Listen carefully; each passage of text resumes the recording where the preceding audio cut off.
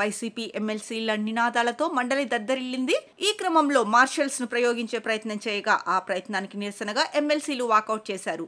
అయితే దానికి ముందు కూటమి ప్రభుత్వం హామీలను గాలి కొదిలేసి విద్యార్థులను, నిరుద్యోగులను దారుణంగా మోసం చేసిందని, వాళ్ల తరఫున ఎలాంటి పోరాటానికైనా తాము సిద్ధమని ఏపీ శాసన మండలిలో ప్రతిపక్ష నేత బొత్స సత్యనారాయణ చెప్పారు. ఫీజు రీయింబర్స్మెంట్ బకాయిలు చెల్లించాలని వైఎస్ఆర్సీపీ ఎమ్మెల్సీలు నినాదాలు చేశారు. వాకౌట్ చేసిన అనంతరం బొత్స మీడియాతో మాట్లాడుతూ ఇది అసమర్థ ప్రభుత్వమని, రాష్ట్రంలో విద్యార్థులు, నిరుద్యోగులను ప్రభుత్వం మోసం చేసిందన్నారు. సభలో వారి కోసం ఆందోళన చేశాం.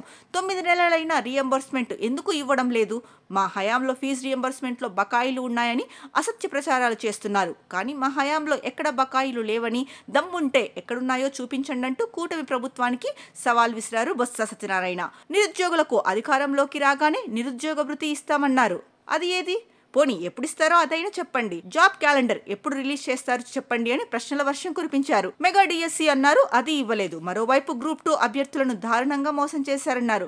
కానీ గత వైఎస్ఆర్సీపీ హయాంలో మేము శాశ్వత ప్రభుత్వ ఉద్యోగాలు ఇచ్చాం.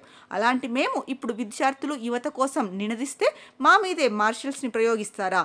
ఇదేం సంస్కృతి అని మండిపడ్డారు. ఇక మండలి ప్రారంభానికి ముందు నిరుద్యోగ భృతి విడుదల, యువతకు 20 లక్షల ఉద్యోగాల కల్పన, ఫీజు రీయింబర్స్మెంట్ బకాయిల అంశంపై చర్చించాలని వాయిదా తీర్మానం ఇవ్వగా చైర్మన్ దానిని తిరస్కరించారు. అయినప్పటికీ వైఎస్ఆర్సీపీ చర్చకు పట్టుబట్టింది.